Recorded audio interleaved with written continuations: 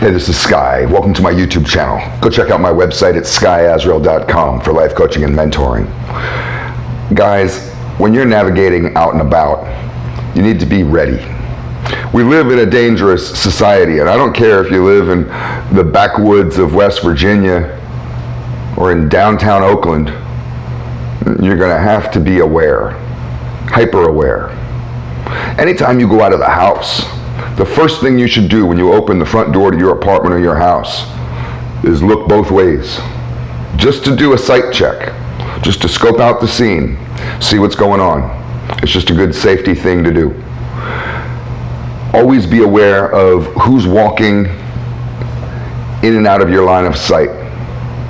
It's easy to have kind of a broad spectrum of eyesight where you're not narrowly focused and you're not looking down at your feet or cracks in the sidewalk. Your chin is up, it's high, and you're looking, and anybody that comes into your line of sight, you can spot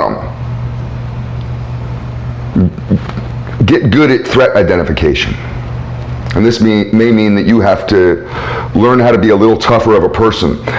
A pussy, a wimp, somebody who's timid, who's scared of other men, who's not confident in their own abilities, is terrible at threat identification because everybody's a threat to them. Anybody bigger than them is a threat to them, and that's how they see the world. It's helpful to learn how to fight. Learn how to throw a punch at least, so you don't break your knuckles. I've done that one time. I fought two guys at once and broke my knuckles, and I was just throwing wild punches like an idiot. My brother laughed at me. I've talked about in other videos, several videos, carrying weapons. Become proficient in weaponry. But I think that it's your attitude that matters the most. I've navigated some of the worst neighborhoods that this country, that this world has to offer. I've been in the ghettos of the Bronx, but I've also been in the ghettos of Nairobi. I've been in the ghettos of Cairo. I've been in the ghettos of Jordan. Attitude is everything. Confidence is everything. You don't want to walk around like you're ready to snap and kill everybody, because that'll just trigger somebody who's looking to kill people. There are crazy people that are just hunting, looking for targets, and sometimes a good target isn't always a weak person. Sometimes a great target is somebody else who wants to fight. This is the attitude of many people that are just down at the bottom, and they kind of want to have suicide by somebody else. You can do, it's an assisted suicide. You're going to help them kill themselves.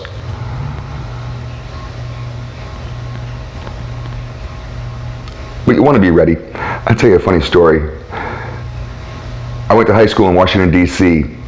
I went to 4 different high schools in 4 years. I got expelled from 3 of them and finally found one that I could graduate from, and I graduated from there in their summer program in 6 weeks. It was Emerson Prep, little private school right off DuPont Circle. DuPont Circle has a giant subway station, huge, big giant subway station, and there's always bums there. DuPont Circle is kind of a seedy area, but there's money, so I think that's why the bums go there, is because they know that people got money in their pockets. A good place to panhandle. There's drugs around there. There used to be a lot of bicycle couriers. Back in the old days, in the 80s, bicycle couriers were everywhere, man. Bicycle couriers were always dope heads and dope dealers. They had access to a whole world of selling drugs. All the bicycle couriers I knew were dope dealers, sold coke, sold weed, whatever. And they all hung out in DuPont Circle. And that might have also added an element. The circle was like a circle that you drive around, roundabout, as you Europeans call it, right? Isn't that what you call it? But it was big, man, fucking huge, like a park. Great place to go eat lunch. I went to high school a block away.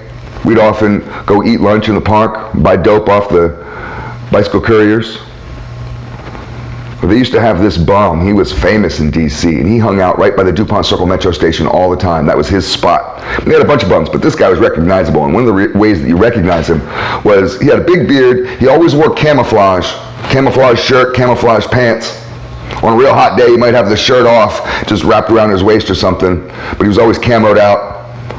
Some ratty ass boots with like no soles. He just have bare feet underneath, but as long as the boot was pushed down, he'd look like he's wearing boots.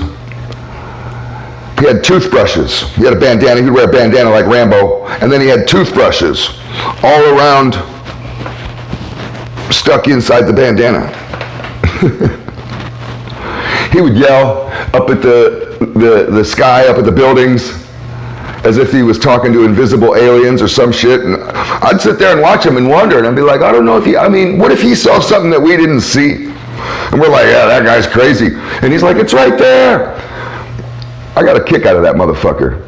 Well, DuPont Circle is a very cultural area, and it's a touristy area, and there used to be busloads of tourists. I don't know why, but particularly Asian tourists at that time period. This was the mid-'80s. So there'd be busloads of these Asian tourists, and that homeless guy was a Vietnam veteran, so that triggered the shit out of him. Well, he got himself a broom. He stole a broom off of just one of the stores that had left it out front, because people sweep up their front of their store. And he used that broom as a rifle, and he would hide in the bushes and creep on the Asians and scare them away like pigeons. They'd go running. Fucking groups of Asians would be like, ah! And he'd go running after them and pretending to shoot them with his rifle, his broom rifle. Like an 11-year-old or something, like a 10-year-old kid. We used to play like that when I was a little boy out in the streets. Well, one day I'm standing there, and he's doing this shit with this fucking broom. And you gotta understand, just because someone's crazy doesn't mean they're incoherent. And the bums down there, they knew who the thugs were, the gangsters were. They knew who was packing pistols, and they knew who not to mess with. And I was definitely in that group. And he got a little close to me, and I looked over at him with this kind of weird look. And I said to him, and I was like, why you do that shit, man? And he gave me a smile, and he was like, just to keep those motherfuckers on their toes. Stay on your toes, guys. It's food for thought.